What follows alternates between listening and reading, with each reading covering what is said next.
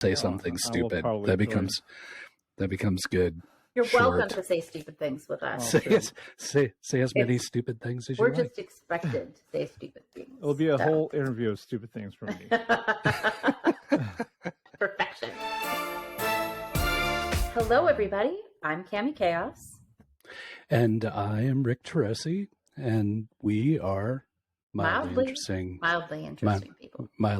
people, which is why we always bring somebody far more interesting than us to the show to chat with, so they're more entertaining than we will ever be. This week, one of our guests, I've probably known Pat for 5-6 years, maybe now. It kind of ran into him originally because we were both in the startup community, and people were like, "Hey, there's this guy. He's been through Techstars. He started this company," and was just in co-working spaces together, like originally, and that's where we'd run into one another. And then Pat was kind enough to mentor for Pi and a few other things, and so I'm really excited to have him on the show. Not because we necessarily want to talk startup stuff, but more about his more recent passion around podcasting and that sort of thing. And Meta time. It's a podcast about a podcast that's about a podcast. That's about a podcast, yes. So it's layers. It's Inception. So this show will actually last two days. Yeah, somewhere down deep in the Inception. So without further ado, Pat Cheung, welcome to the show. It's good to have you here. Awesome. Thanks for having me. So honored. And I'm not interesting at all, but thanks for having me anyway. Don't tell the listeners. They won't realize it. Yeah, we'll edit it out. You do have a fantastic podcast voice. I can't believe you haven't been podcasting for like years and years, because you have the dulcet tones of a podcaster, to be sure. Late-night radio host. Like I can picture you like on WKRP in Cincinnati. Is this true? I feel like no one likes their voice, and I'm included. No, you have an amazing voice for you have an amazing podcasting radio voice. Wow. Yeah. It's like deep and rich, and you enunciate clearly. It's fantastic. Yeah. It's like the quiet storm. It's funny you say that, because I experienced the exact opposite. I feel like ever since I started podcasting, I realized I don't even speak English properly, I think. We never did. And I think the other important thing that we need to start out with, so folks understand, is it's Pat's fault that you're having to listen to us do this thing now, like directly. Not to throw you under the bus or anything. If you would like to blame anyone for the existence of Mildly Interesting People, Rick and I have thought of many, many strange ideas over the years and not followed through on any of them. But this one we're actually doing because we wouldn't have launched this podcast when we did. Like maybe we would have done it in 6 years. Yeah. We've been talking about it. No way, really?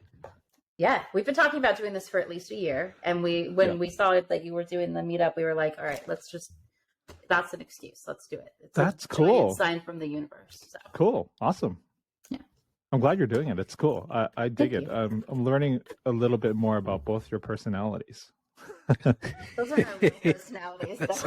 Those are fake. Our online personality. Online personas. And then, Rick got all competitive. He's like, I'm going to be the best student ever.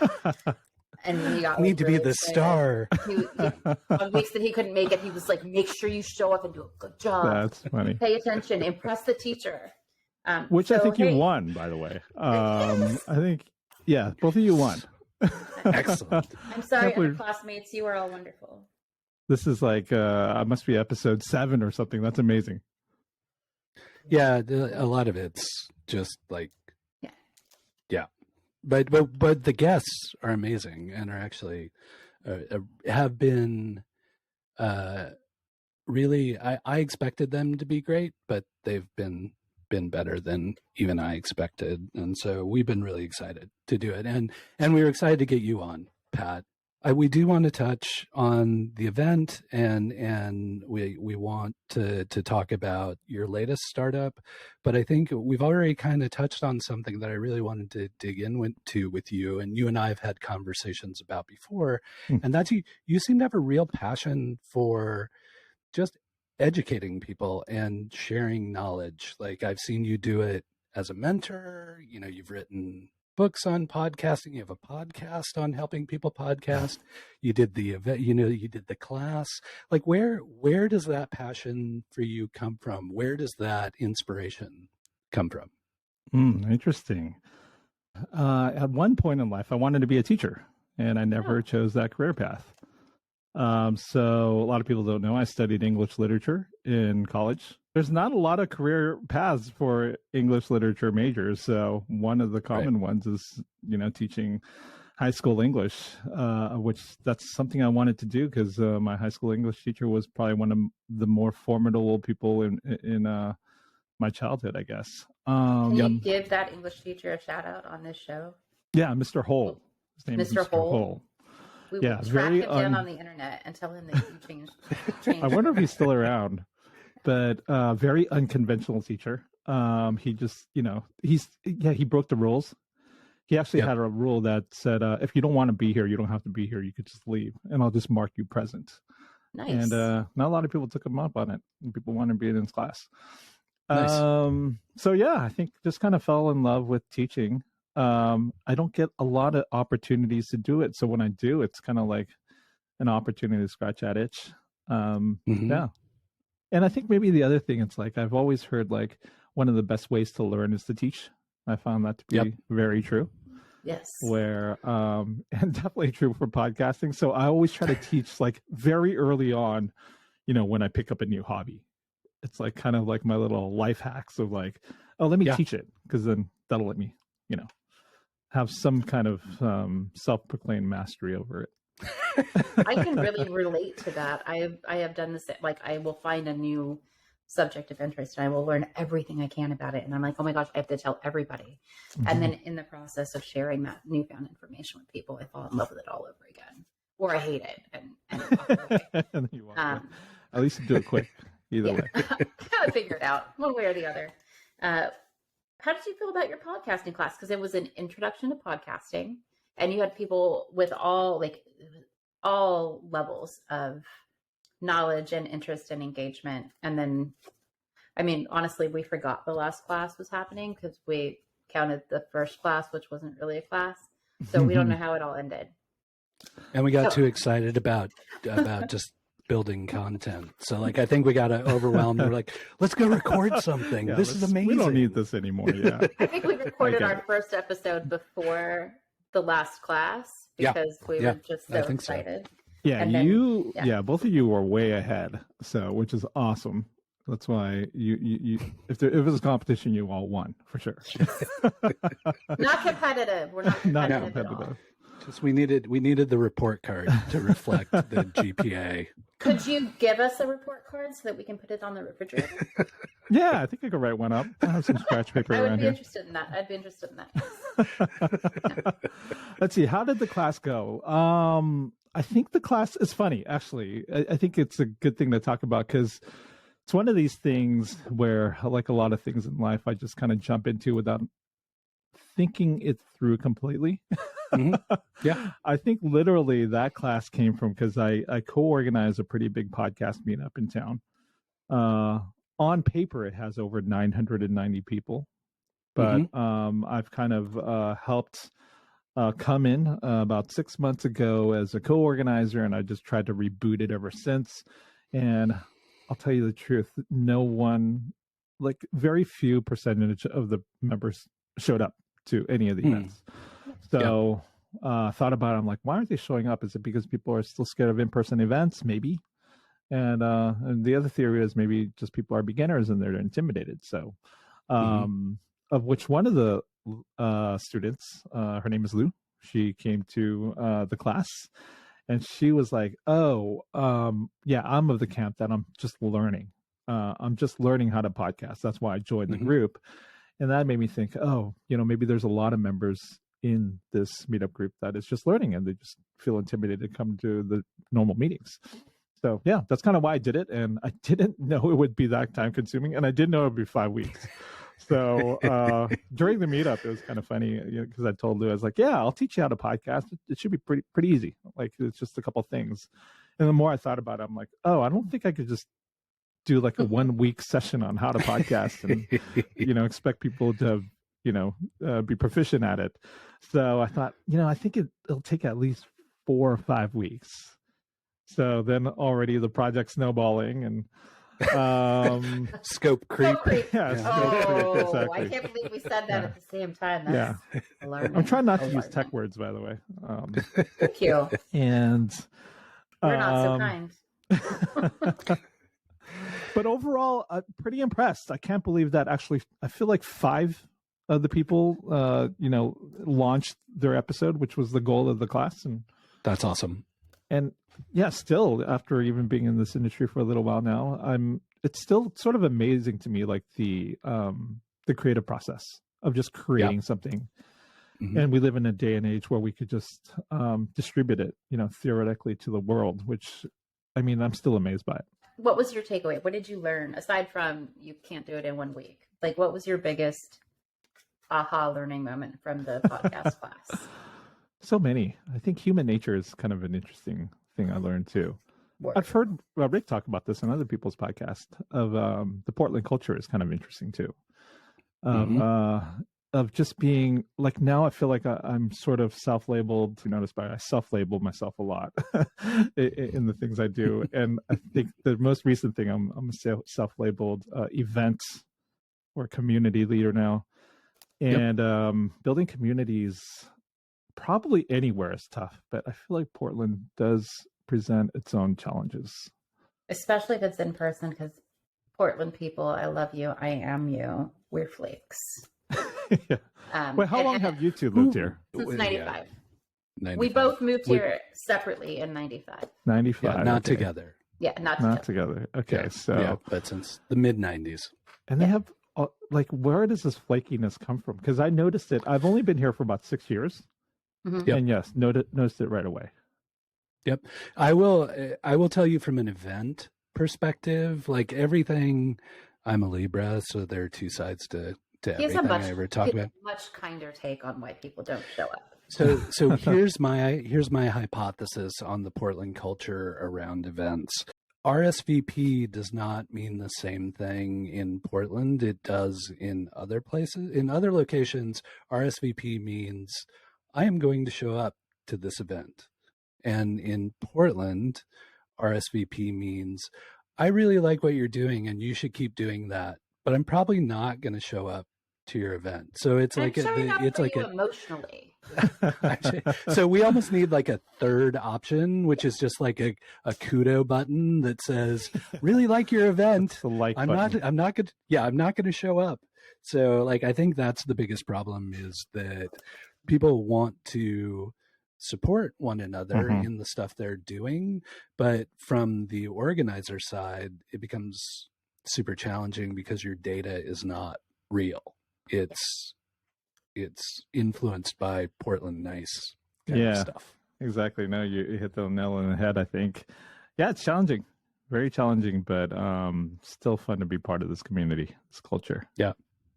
So speaking of events and gatherings, talk to us a little bit about the PodConf that you're putting together.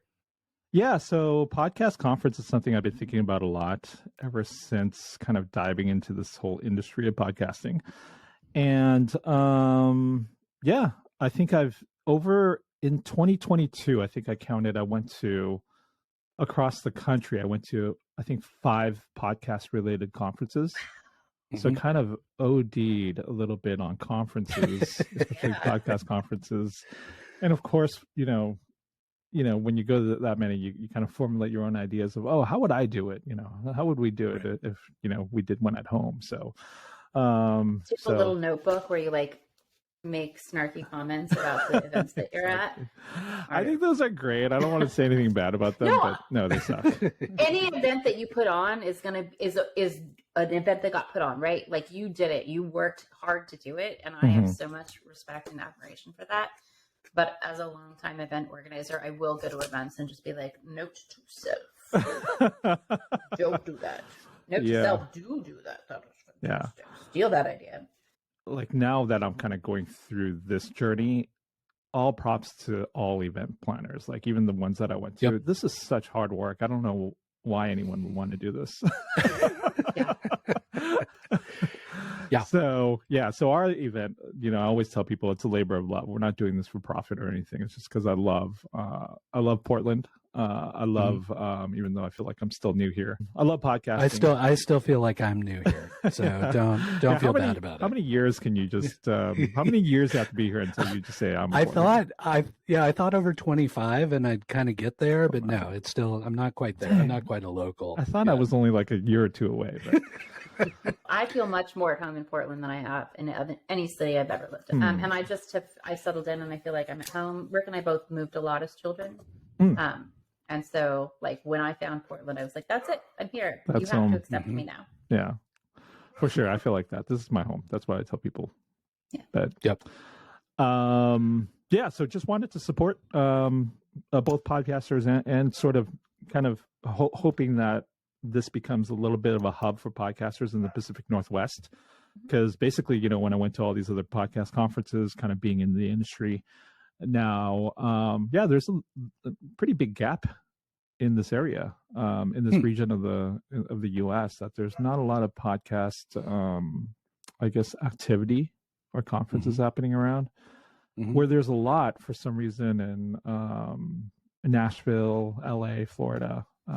Those states for some reason get a lot of attention. Do you think that's more that entertainment is part of the popular culture of those locations, or do you see any other indicators of why it might be more prevalent in other communities? Because I can remember in the 2005 or 2006, like we did have a pretty prevalent and robust kind of podcast community that seems like it was a little early to the format. It wasn't Adam Curry, but it was still pretty early to the format, and to hear that is kind of dissipated is interesting. I hadn't realized it had kind of trailed off. Yeah, I think it makes sense. I mean, LA makes sense. There's a lot of the big podcast networks out there. Nashville makes sense because of music, but Florida doesn't make sense other than there was just a very passionate local community there. That's how I kind of started. And this guy who started Podfest, his name is Chris. He just kind of piggyback off that local group. I think that's how it started. And now it's held, Podfest is held in Florida every year. And I think there should be more of these. I think that's where the industry is trending. There's a lot more of these smaller ones popping up. The ones that I listed are like thousands of podcasters that descend upon that city. But a lot more smaller local ones. I'm actually surprised there's not a big one in New York. That's another big media. New York's a hard city to organize an event in, though. Costs that could be the costs for organizing in New York proper are. Sorry, I'm going to an event organization. They are cost prohibitive. And also accessibility is an issue in a lot of the spaces that are more affordable. So they don't have to hold it at the UN, Cami. Like not everybody has to hold events at the United Nations building. That makes it challenging as well. He's making that with me, but that's it. No, it was WordCamp New York, right? I always forget. Was at the United Nations building. We were sitting at the Oh, really? Translator things over. Yeah. It was pretty cool. But tell us about PodConf. When is it? Where is it? What could we expect? What is it? What is it? Who, what, when, why, where? Who is it? Why is it? Who? Yeah. So PodConf, it happens on a Saturday. It's a one-day event, at least this first one. So it's the first annual of this event. Hope to have many more. And it's on April 29th on a Saturday. Okay. And what is it? It's just, I think the best way to describe it, it's just a one-day celebration of podcasters and podcasting. So I kind of say that because a lot of the other podcasts, conferences or events, if you will, they're very sponsor driven. They're kind of getting more commercialized. Like you go to the one in LA and it's all like, it's funded by the ad dollars. Yeah. So us, we're just, we're kind of taking a page from WDS. I don't know if you guys are fans. Of course. Yeah, where we're just kind of being a little bit more attendee led. A little bit more grassroots, and keeping it a little bit more indie. Nice. Yeah. For people who aren't familiar with WDS, it's an event here in Portland it's World Domination Summit, which was organized by Chris Guillebeau. And sounds maniacal, but it is not. It's not as Dr. Evil as it sounds, and was really a marquee event for the community for many years, and brought a much like XOXO, brought a lot of really interesting creative people to the community to not only attend the event, but really experience the city and the community. Yeah, and we're kind of like taking a page from their book where like you said, it's such a misnomer, World Domination Summit, because it just sounds so, I don't even know the word, but sounds like a super villain conference. Yeah, exactly. And this last year I had the opportunity, it was their last year. I don't know if you know that. Yeah. And I had the opportunity to be a volunteer for it because I totally didn't know what was happening. And it came across my radar that it was the last year, and I'm like, oh no, am I really going to miss it? So, and all the tickets were already sold out. So I asked to be a volunteer, and they accepted me. And one thing I learned from them is just they had a core value, and I'm going to butcher it right now because I think I only remember two. It's like adventure, service, and community, I want to say. And when you go around to all the attendees of the event, they all knew it. Like, do you have core values for PodConf? Yes, exactly. So that's the thing that we stole from them, which is inspiration, participation, and connection. Because I think going to all these conferences, I'm like, oh, it just literally after a while, it just feels like when you just stepped into and paid a lot of money to step into a commercial. You're just being sold to left and right. Which is weird because I'm one of the vendors too. And, even when I'm on stage, I took the stage a couple of times at one of these things. I'm like, oh, I feel bad. A lot of people paid a lot of money to be here and they're just being sold to the left and right. Yeah. And that is something that I loved about WDS. It's like they didn't have sponsors, which is kind of amazing if you think about, an event at that scale. I don't even know how they're funded. I mean, the tickets were pretty expensive, I suppose, but it gave a different feeling to it, a different vibe when the sponsor didn't have such a big seat at the table. So anyway, we're stealing some of these ideas where, sponsors, we do have sponsors, but they don't get to take the main stage. And we're driven by, the programming is driven through the lens of these three core values of, can we inspire people? Because a lot of podcasters do what's called podfade, which, they do a couple episodes and they get tired of it. So we want to, keep podcasters inspired. We know it's like a pretty lonely journey, so we want to help them connect. And a lot of times when I was going to these podcast conferences, like the most interesting people weren't on stage. It was the other podcasters that I met. People with, literally met people who never took the stage and, they were doing 1 million downloads per month, which is huge. Wow. Those are huge numbers. And it's just the person sitting next to you. So we thought, let's get them to participate because some of these people, they'd be great leaders. I'd want to hear and learn from them. Yeah, that pod fade is so familiar to me, not necessarily because I've dabbled in podcasting off and on, and have just never really found that one that I've been like so passionate about to kind of continue, or like the format starts to get old or whatever. And I think that's kind of what we're exploring here, is a way to keep the format fresh and provide, plenty of potential content for us. But both Cami and I started as bloggers, and like 99% of the blogs go through somebody Blog fade. posts like 5 blog posts the first day, and then they post one a week later, and then suddenly like 3 months later, they're like, I'm sorry, I haven't posted here as often as I would have liked to. Like that's the life cycle of 99% of the blogs in the world. So podfade makes an awful lot of sense for sure. Because it's hard. People don't realize, to some of your earlier comments about even managing events or those kind of things, like it is deceptively difficult. Yeah. And I think it's easier these days.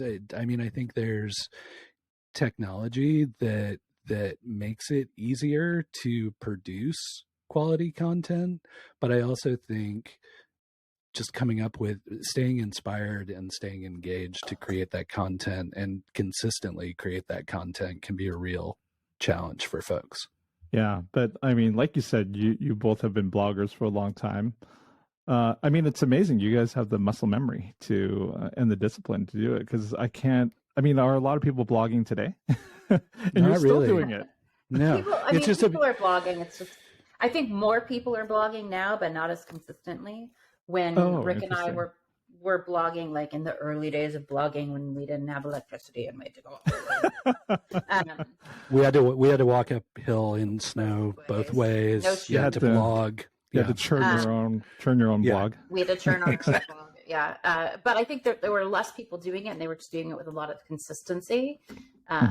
And as more people realized, hey, I can do that, it started to feel, I don't know, maybe less special. There are so many blogs, and as Rick pointed out, so little content on so many of them. Right. Well, and it was actually the pandemic kind of reminded me of the early days of blogging. There was, the early days of blogging, you were just writing because you wanted to, because you felt like you had something to say, and it wasn't a business. It was just a creative exploration. And then suddenly where you're like, oh, if I'm not building, a $100 million business by blogging, what am I really doing? And I felt like when it comes to podcasting and those kind of things, that was the great equalizer of the pandemic, was that, and I mean this in the most positive way, like the hurdle of production value immediately dropped, and like no one had the gear to produce quality content. You had like major news networks that, had the reporters in their bedroom and their kids are busting in while they're trying to report a story. Like I felt like I was hopeful that would kind of level set and bring people back, but I didn't really see that. And to kind of hear you describe things, Pat, it doesn't seem like that there was a great resurgence. It just seems like there was I'm going to try this for a little while, but this isn't my thing. Is that true, or am I mislabeling that? I mean, I think, during the pandemic, a lot of people got into podcasting. I think probably went up by 30%, I want to say, maybe even more if you take the whole pandemic. Episodes of podcasts or podcast, like original? The number of shows. I think I think there was a stat that went from like, I want to say it landed probably close to 3 million, but these are all just kind of vanity metrics because if any of your listeners are still thinking about it, it's still so early in the game, even though there's these really huge numbers, because when you look closer at the data, where there's actually very few number of active podcasts. I think like the total number of podcasts is about, I want to say probably like 3 or 4 million, probably. And if depending on how you define active, it's probably closer to under 200,000. Wow. Which is like, that's just a small fraction of it. Yeah. So still a lot of room. And I get it. Yeah. Just like blogging. It's like, maybe it does lose its luster when a lot of people get into it, but I think there's still a lot of room to get into it. So knowing that it can be isolating and that people suffer from pod fade, what inspired you to launch a company based on podcasting, and will you talk to us about it? Sure, for sure. The company you're referring to is called Podinbox, which and if started you're here about... on YouTube, you can see the lovely little But Pat's head. Oh yeah, that's right. Oh, I didn't know. Is this on YouTube? Yes, it's also a video. Yeah. It's also a video cast. Oh, cool. Okay. Yeah, I have if you're not on video, I have a little sign that says Podinbox above my head. A little neon sign. Started that a little less than 2 years ago. Really just from kind of a thought experiment too. I was just thinking, what's my next move? I just exited another startup that I've been working on for about 6 years, and I just really asked myself, what do I really enjoy? What industry? And podcasting made it to the short list. I've just been a podcast fan, not a podcaster, but a podcast fan for years. I mean, yeah, just so many years, and it's just a kind of it added so much value in my life that I thought, you know what, I want to, these are the people I want to spend time with. Like if I'm going to sell to any group, it'll probably be more enjoyable doing it within an industry I love and a group of people that I love. So that's how it started. And we just started tackling sort of the simplest of problems. I just kind of looked around the industry and thought, what problem isn't solved yet? And I think, it really came from my perspective as a fan, not as a creator. Because now, thinking back, if I had been a creator, I might have, chose maybe a couple of the other problems to tackle. Because now I know more as a podcaster that, there's other problems. But as a fan, plenty of problems. Yes. Plenty of problems, yeah. What was the first problem you sought to solve? The first problem is I wanted to engage with the podcasters. And I noticed there's a lot of podcasters that wanted to engage with their fans. And one form of engagement is audio messages. Because what a lot of podcasters do, part of their playbook is they do maybe Q&A episodes, or they just want to hear back from their fans, and they want to play their audio clip. So it kind of sounds like a live call-in, but because podcasting is very asynchronous, they just want to kind of give that same vibe of like, featuring their fan or giving them a shout out by incorporating their audio clip into their show. So now, I kind of teach it as a pretty good growth tactic, because a lot of people don't know, like podcasts, one of the two biggest I guess fastest way they grow is through word of mouth. So word of mouth is, you can't just press the word of mouth button, unfortunately. So I always say you have to do it through some fan service. When you give fan service, they tend to get super excited, they get hyped, they get amped, and then they, share it with their friends. Right. So that's kind of what we teach a lot. And so it just kind of started out as a simple idea of like, well, I think I was listening to a podcast that I really liked, and I think the host said, "Hey, we really want to feature your question, so record your question on your favorite device, download the file, and then email it to us." And then I thought, "There's got to be a better way." There might There's be a little friction. Yeah, a little friction in that. Yeah, it's funny. I'm pretty techie, and I'm like, well, I don't even know how to do that. I record, an audio file and email it, and I thought, there's probably a better way. Yeah, and that's how Podinbox was born, and now we do a lot more than that. But I was an early test user of Podinbox, so I do have a Podinbox, and I will link it up it's my personal one, but I will allow Cami. Well, can we please? Thank you. I was like, can we please share it?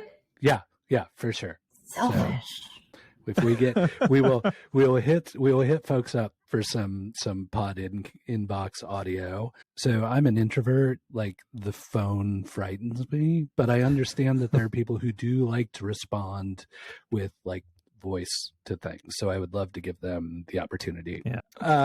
Pat, I've always been curious because I knew, we've talked about it before, and I knew you were a huge podcast consumer before you became like part of the industry and the creator world. I'm just curious, like what, and you don't have to pick any favorites, but like, are there a few podcasts where you're like, this one was really well done and inspirational, or I really enjoyed this host, or this isn't even a well-followed podcast. I just love it. You should go listen to it. Do you have any suggestions for folks?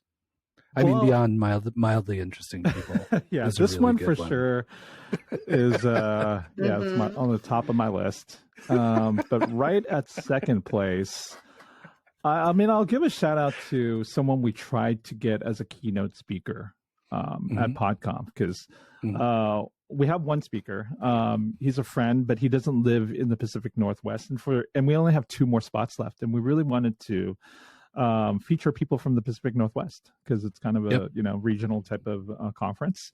And I found this podcast called Your Last Meal. I don't know if you heard of it. No, and it sounds like it's about food, so I'm taking notes. Yes, it's about food, which that's another one of my favorite subjects too. And it's by a podcaster named Rachel Belle.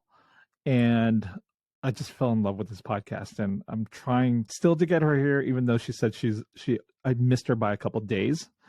She already promised to speak somewhere else, literally by a couple of days, so I'm kicking myself. But the premise of the podcast is she kind of interviews celebrity types about what their last meal is. And we've all kind of had this conversation. What would be your last meal? And so it's kind of a fun topic. Interesting. And she takes it to the next level, though. She'll, I don't know how she does all this within, I think she releases episodes every 2 weeks.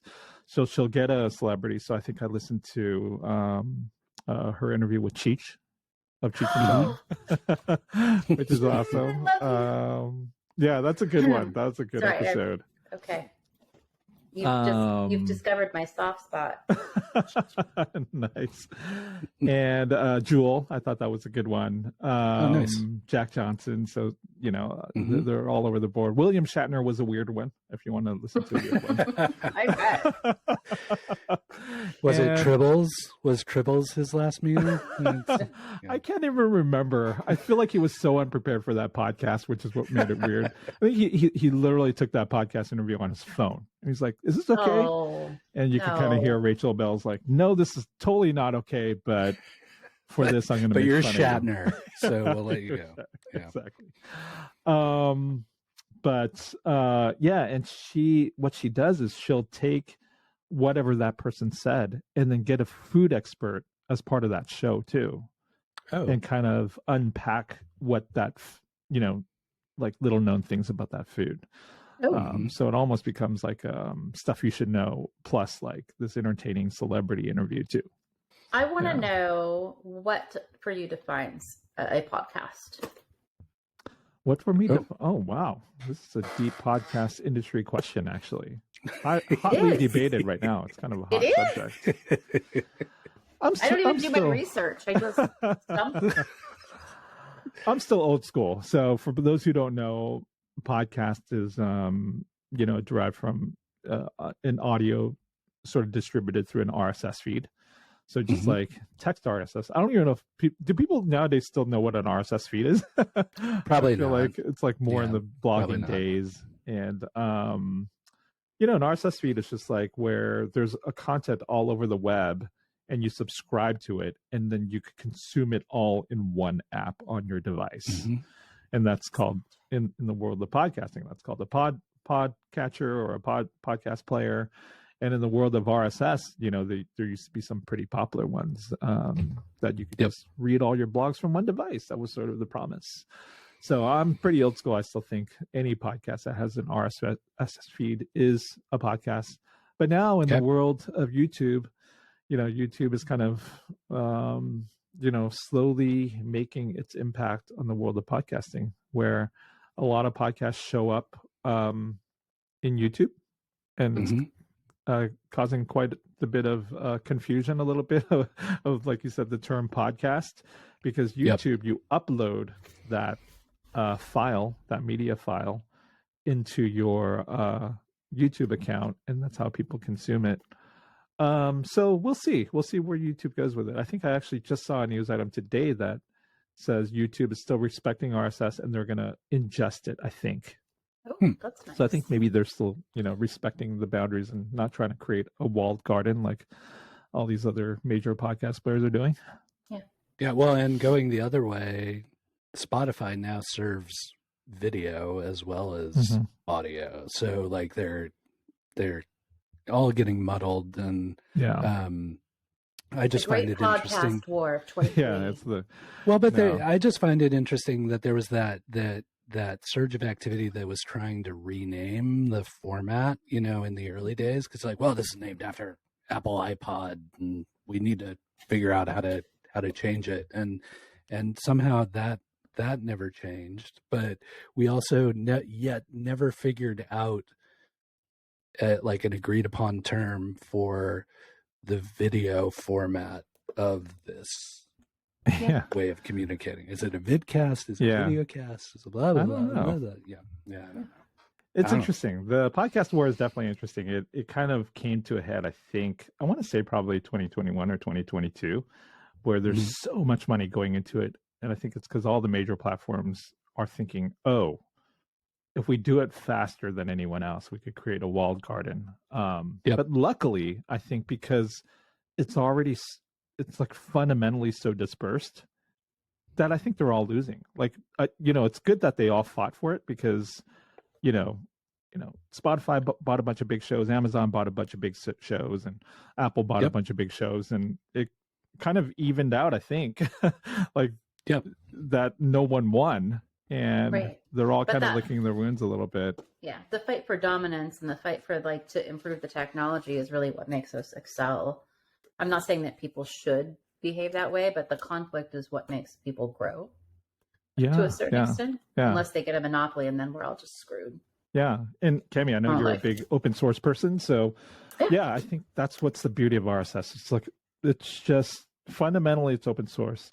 I hope it doesn't change, because I like the public nature of it. Yeah. So that's kind of what I'm fighting for. Nice. Cool. That's awesome. We're getting close to time, Cami. Is it time for some mildly interesting questions? Time for some mildly interesting questions for our very interesting guest. Pat, don't think too much about these. Don't worry about them. There's no wrong or right answer. Just answer them as quickly as you reasonably can. Quick, okay. Okay. Are you ready? Yes. Let's do it. Here we go. What is your favorite fun but least useful hobby? Fun? Oh, God. Watchmaking. Ooh, oh my gosh. I'm going to have so many questions about this later. Spike has questions. Spike has questions. The cat slept through the whole show until this. I'm like, your baby sounds funny. Our baby is very furry. Come on up, Spike. Cute cat. Would you like to survive the zombie apocalypse? Oh, for sure. And I think I would. Yeah. I have even more. You're the first guest to want to survive the zombie apocalypse. Are you serious? So. Wow. Yeah, I've got whole zombie apocalypse plans. So I mean, let's talk. Last food that you photographed. Last food? Oh, I just, went to one of the old Portland favorites. I just went to Ox. Oh. And they have this great clam chowder with a huge bone marrow in it. And here's a hack I'll give. I don't know how many Portland people are listening, but if you go to Ox and you split the clam chowder, that's the hack. Because they give you 2 pieces of bone marrow in each bowl for only $2 more, which is pretty good. Twice as much bone marrow. Fantastic. Yeah. All right. What is the best season? Best season, like in terms of weather? Like spring, summer, winter, fall. Yeah. That's hard. I think I'm a big Christmas guy, so winter. Winter. Okay. And magnets or stickers? Oh, easy. Magnets. They're magical. Oh my gosh. Okay. Oh. All right. Stickers is just glue. Interesting. Magic is like it's sorcery. Tech people like generally shied away from magnets because we all got like scared it was going to erase our hard drive or something if it got too close to it. So yeah, that's great. Those are great answers. This is the best part of the show. Sorry we made you talk. Sorry we made you talk for like 45 minutes before we got to this part. Got to the meat, but I know. Yeah, exactly. We're just gonna edit this all down to a 30-second response thing. Yeah, this guy was interesting for the last 30 seconds. But it's on the hosts. Like we didn't draw out super interesting stuff until I think we mildly did. interesting question. Yeah, all right. All right. I thought we did until he said watchmaking, and now I'm like, that was the episode. And this is why I ask these questions, because the next time we have you on the show, it's going to be about watchmaking. Right. See, this is always what happens. Like, we get to this point and we're like, oh, well, we've got to have you back on the show to talk about that, because that was not revealed in our research. And now we have a forum and everything. And at no point did Pat disclose that he enjoys making watches. So maybe I don't really, though. So you'll have to wait. It's a cliffhanger. Teaser. Yeah. All right, Rick, do you want to wrap us up? Say something wonderful? Of course. Yeah, I will try. Pat, always a pleasure. Really appreciate you taking the time. Let me reinforce that Pat is fully into this, heart and all, great member of the community. And if you have a chance to attend PodConf and thank Pat for the work he's doing, I would really encourage you to do that. It's just,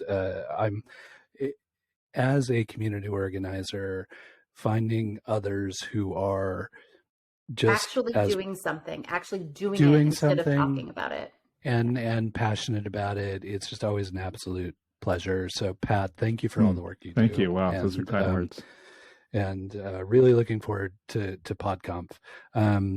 This has been another episode of Mildly Interesting People with Cami, Kaos, and Rick Turoczy, and our guest, Pat Cheung.